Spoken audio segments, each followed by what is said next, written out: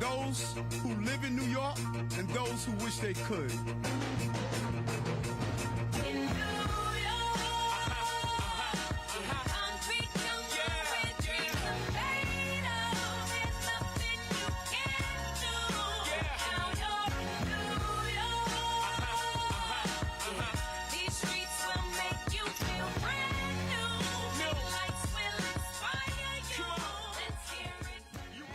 Good morning, everyone. Good morning. Good morning. So long ago, we built walls to protect against our enemies.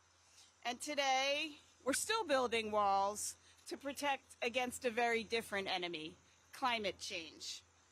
And thanks to the dedication of the leaders and their staff of DDC, DEP, the Parks Department. I've got to call them all out because their work is incredible. Tom Foley and DDC, Sue Donahue and Parks, Rit and Lorraine at DEP. Thank you very much. We are bringing you today 3,200 feet of concrete wall, the equivalent of the total weight of 4 whales, of a dozen floodgates. And the man who is going to lead us to protect our beautiful city for 400 more years on the cusp of our 400th birthday, Mayor Adams. Thank you. Let's do the most important things first. Number 1, go Liberty. Number 2, go Mets, and number 3, go Yankees. You know, think about that. Think about where we are right now in our history, as we're seeing 3 of our dynamic sport teams really leading the city and moving us in the right direction. It just goes to show you the resiliency of this amazing place we call New York. And I say it over and over again, whenever you see Rit, Tom, and our amazing Sue over at Parks, some good things are happening in our city. They are focused and they're great New Yorkers that will continue to move us in the right direction. It's no secret that climate change is real, and all those who denied it for so many years are finally coming to the realization that if we don't, number 1, acknowledge the existence of climate change and do what needs to be done right now, and make sure that we become future in our thoughts on what we could do in the future. And all 3 of these agency heads under Deputy Mayor Mira Joshi's portfolio are all taking steps to do that.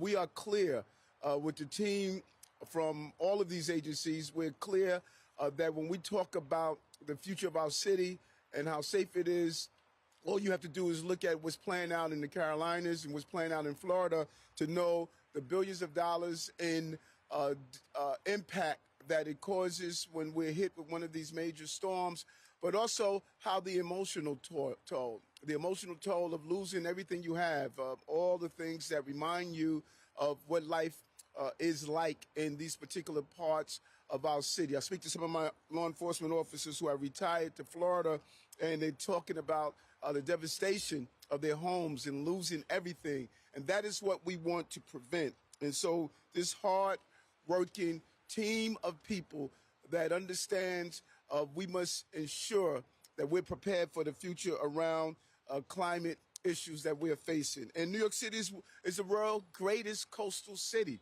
Many times, because of our tall buildings and our infrastructure, we tend to forget that. But we are a coastal city, and we've seen the danger and damage that storms like Helene and Milton have caused in other regions. We want to be prepared, and you do that preparation with ingenuity, technology, and making the necessary investments. And so today, with the partnership of both our council members that are here, Powers and Rivera, this is covering their districts in their areas. They know that it's going to take partnership. And this announcement today, we are marking the completion of phase 1 of East Side Coastal Resiliency. I remember speaking with Rivera a few years ago when she was talking about this in the movement and the beautification of this project. I know this is a proud moment for you of seeing this actually come to completion and the success of it. And there was some pushback. There were people that didn't understand the significance of it. But she was just really showed true leadership and said, we have to get this done. And now people are on board when they see how beautiful this park area is. This is one of the things I love about this administration and the team is that we know how to get stuff done. 12 of these protective gates are now in place, 12. And once the entire project is completed, they can be deployed with a hurricane, when a hurricane or storm surges ahead, is on its way here, protecting lives and property. And today, we want to show you just what it looks like in 2026, when this project is complete. With the flip of a switch, these gates will move. Where's my switch? Where's my flip? Okay.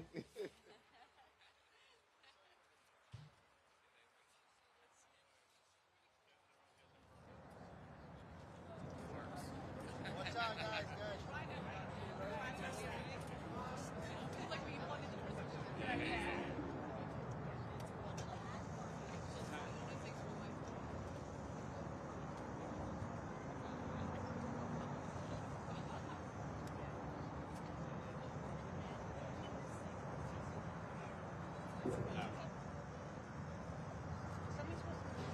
It's the other way, Katie.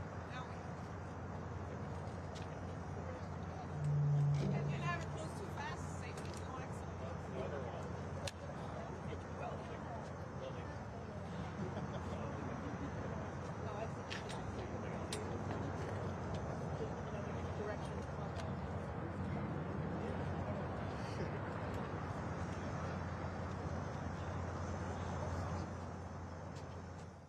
That's a good workout. I don't even have to need to switch. I can pull it close, you know. So you see it moves in position. It takes how many minutes to move? We'll see today, probably about 20 minutes. Okay, so it moves slowly, but this is when we are notified a storm is coming, and this is going to allow us the opportunity to get the gate closed. So these gates will slide or rise into position. They will protect over 110,000 Lower East Side residents, including 28,000 in public housing, often ignored during these storms, but we have been focused on those communities that have historically been ignored. And many of the coastal areas is dealing with housing residents. They are dealing with housing residents, so that's why this is so important for us. And it will safeguard homes and businesses and our infrastructure. The completion of phase one also involves the reopening of the new and improved Murphy Brothers Playground on Avenue C. You know, and this is what the councilwoman has talked about, and that is what the East Side Coastal Resiliency Project is all about, taking action to protect our people, our infrastructure, and our city, and creating beautiful community green spaces as part of the process. We can have them both together. We can have resiliency and green spaces that always will put a smile on Suze Donahue's face as she constantly talks about open green spaces. So this is a $1.5 billion climate adaptation project. Is the single largest urban climate adaptation project in the U.S., the single largest in the country. And it will ultimately protect 2.5 miles of our city's coastline. Construction on the second section, which will be completed by the end of 2026, includes a complete reconstruction of East River Park and will prepare our city to withstand a future of extreme weather and rising seas. So fighting climate change is a massive undertaking, and it takes ingenuity, and with millions of people participating in this activity, and it's going to cost us billions of dollars on our line, on our shorelines, and we are ready to make that investment. And this is something that Rit Agrawala, the commissioner, has talked about over at DEP with his team. But we have the technology to help us mitigate the effects and draw down the emissions that are causing it. New York City is going to be the place where we put those technologies into actions and create good paying jobs. That is part of our portfolio. How do you ensure those who are impacted also receive the jobs that this climate change initiative is going to ensure? Leaving no one behind, just in Lower Manhattan, but across the 5 boroughs, we're going to make these initiatives. And so we're clear. As we celebrate our 400-year history, New York has been here, and we are going nowhere, and that includes Red Hook, Brooklyn, and other neighborhoods that are vulnerable to the effects of climate storms. This is the future of our city. We have the future in mind, and we will continue to move forward in the right direction. Thank you, team. Thanks, everyone that's involved. Thank you very much. Next, we're going to bring up, we have, as the mayor mentioned, two council members who've been absolutely pivotal in not only bringing resiliency to this neighborhood, but making sure it does double duty. And that is, it also provides green space and recreation for the community and for all New Yorkers. So next, I'd like to bring up Council Member Rivera. Thank you so much. What a good day, right? It's a very good day today. I want to thank all of the agencies that are here, the Department of Environmental Protection, Department of Design and Construction, our environmental justice partners, and of course, Parks and the Mayor's Office. We cannot do this as separate entities. We really do have to work together. So we know what the future could look like if we don't adapt to climate change. But I just want to go back to the past for 1 second, to that Monday night in October when Hurricane Sandy hit this city, and there were parts of this community along the water, places where people live, work, and own businesses that saw up to 8 feet of water. We lost 44 New Yorkers in that storm. And since then, we have seen heavy rainfall and flooding throughout the city. And so we knew from that day that we had to do something differently. This park is a part of also the community's culture. It is where people spend their summers. This park and all along down to Pier 42 is where I learned to ride my bike, where I grew up, where I was standing that night when the storm hit. With this new park that is on time and on budget, thanks to DDC and our friends in the mayor's office, we are going to see 3,000 feet of coastal flood resiliency walls. But not only that, we are going to see berms and infrastructure that really embraces what the community looks forward to. Pedestrian plazas, green walkways, biodiverse landscapes and plants that are more resilient to salt spray, playgrounds and ball fields, and even more parts of the park opening up early next year. We're doing this park in phases because we knew that was the right thing to do to keep as much of it open as possible so that our communities could enjoy these spaces until they get their brand new park that they are deserving of. And I just want to also add that this community also contributed to this infrastructure.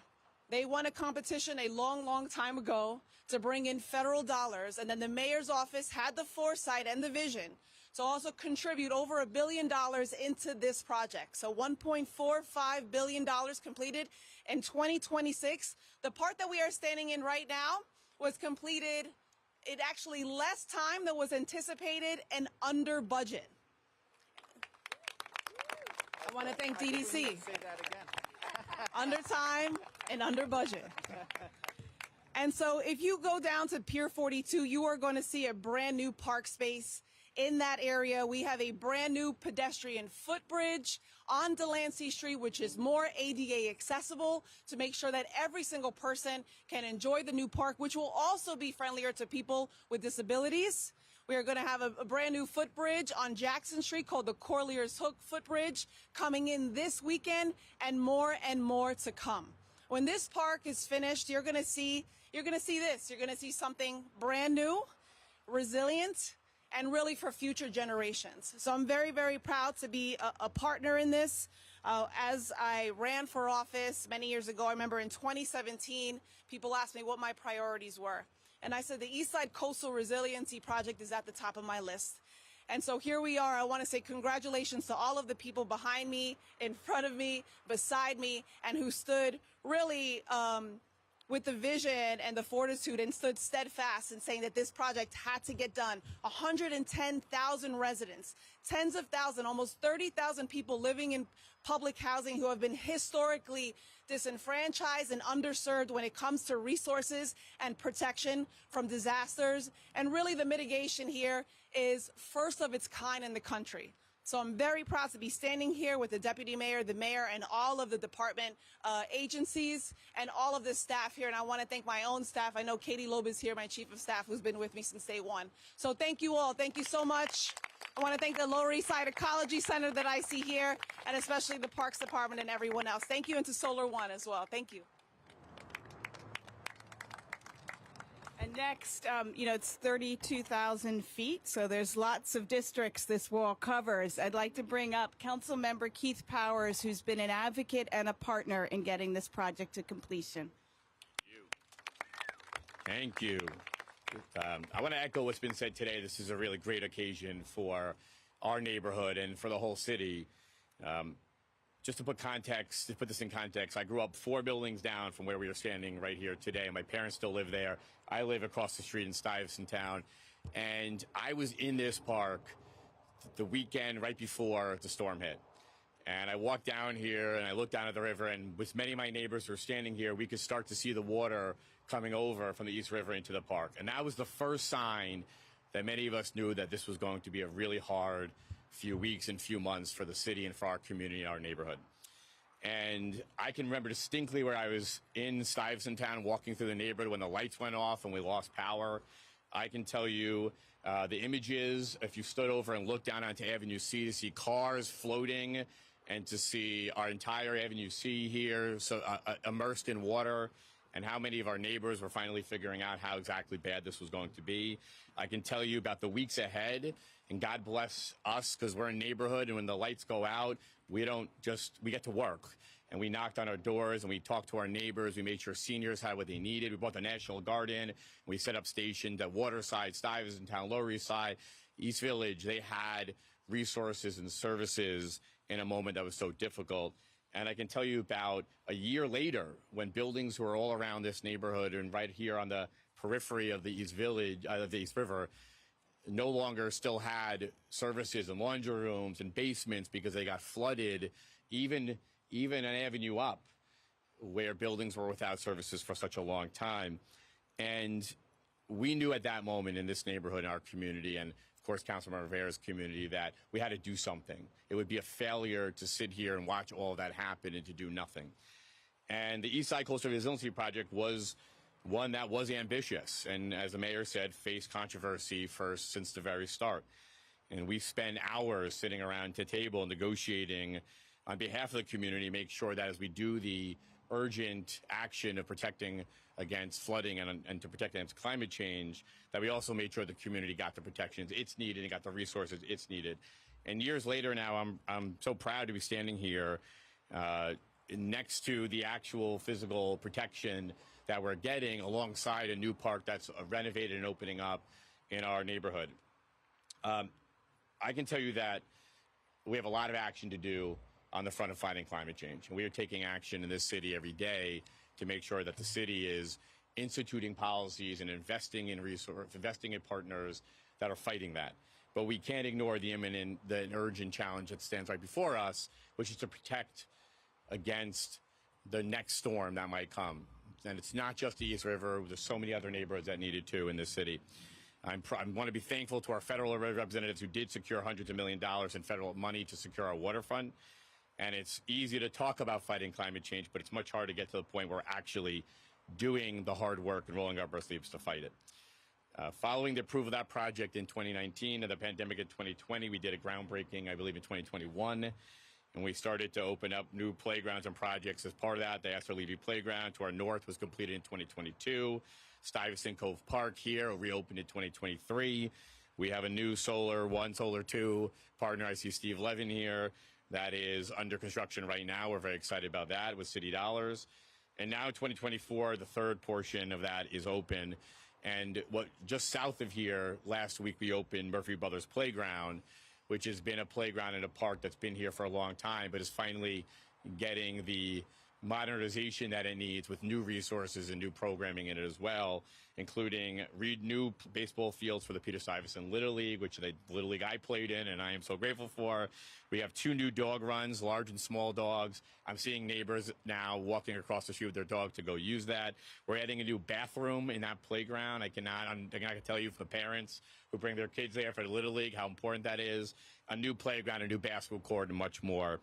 But this is really the most important part still, is the part where we protect ourselves against the next storm. So I'm so grateful to our partners in Parks, DDC, to the mayor's office, to my colleague, Councilmember Rivera, and all of our colleagues who helped make this today happen. To my staff, I see Ben Jacobs here, and the rest of my staff who helped make this happen. This is a really important day for our community. So I'm very thankful, and thank you to everyone for being here today. It's not a basketball, all right? But it's Eastside Coastal Baseball. And I just want to say on the on time or before ahead of schedule and under budget, it's important to note that the Adams administration got an important victory in Albany this session, which will allow us to use I'll say a nerdy word, progressive design build to build resiliency projects. So that means going forward we'll be even more ahead of schedule and even more under budget. Amen to that. On topic, I like this.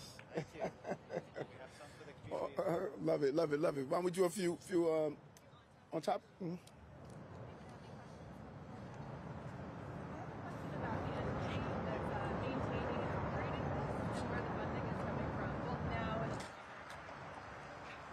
Sorry, could you, about maintenance and operation?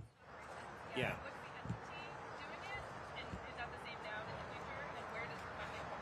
So the project, of course, is being constructed by DDC, as DDC does for many interagency projects around the city.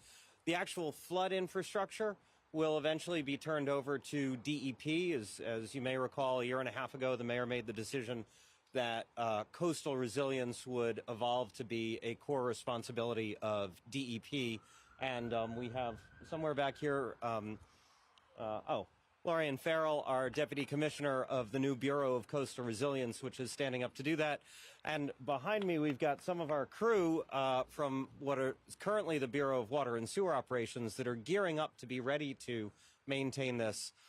We are working with the Office of Management and Budget because we're not actually allowed to use water from the water rates, which is how most of DEP is funded. For coastal resilience, our state authorizing legislation does not allow that. And so we're working with OMB to find the general tax levy money so we can move these guys over so they can actually maintain. Well, we don't need it right now because the gates haven't been turned over yet. It's the contractor who's doing the maintenance right now, right? Correct, but Yes. starting in the new year, it'll be our friends at DEP. Yes. So we're working with OMB to get the money on time. The funding for much of the Sandy recovery, storm resiliency has come from FEMA grants. Is this project fully funded by FEMA? Has the city put some into this? So for the overall program here, we're at Project Area 1. The overall project for Eastside Coastal Resiliency is $1.4 billion. It was $335 million. It was earmarked from FEMA. We already have that reimbursed. When we get over to Red Hook, there's obviously a larger portion of the reimbursement from the federal government. But just to clarify, the rest came from the city, right? Correct. Yes. I do have a follow-up on the funding. You say the new year, do you mean the fiscal year or the calendar year? I'm just wondering. The calendar year. So Jan 1. Yes. January 1, the contractor turns it over. And then the funding hits already, or? We're talking to OMB. So right now we don't know exactly, we don't know how much it would cost annually to fund everything. We will get this done in finance, and Jot is tight with the money because it's your money, but we know how imperative this is. And so as they go through the number crunching, this project and all the projects that's dealing with coastal resiliency will be funded. And we're going to continue to talk with our federal partners, our state partners. Everyone should be on board. Because when we have a major form of a storm like this, 8 feet of water, devastating communities, I think the councilman's personal narrative shows us the imperativeness of making sure that we get this done, and we will get it done. Do you have a target date for once everything is completed? A target date for, excuse my language, a dry run for putting these in place? So obviously we completed the work here. We'll be working with DEP through January for the area south of us, the $1 billion project that's on budget, on schedule. That'll be completed at the end of 2026. During that time, we'll continue to work with DEP and the maintenance thereof, the operations. DEP is part of our design process as well, obviously at Red Hook and other areas. And there's also green infrastructure work that we're working in adjacent to these resiliency projects here. So all this is happening in tandem as it should.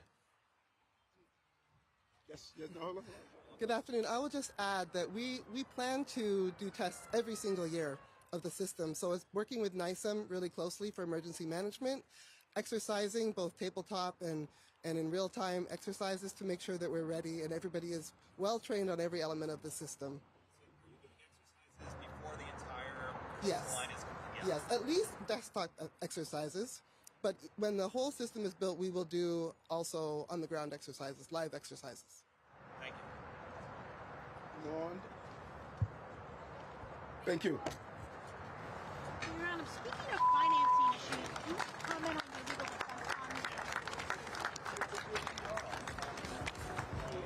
defense fund? Stay focused, no distractions, and grind. Stay focused, no distractions, and grind. There are only two types of Americans: those who live in New York and those who wish they could.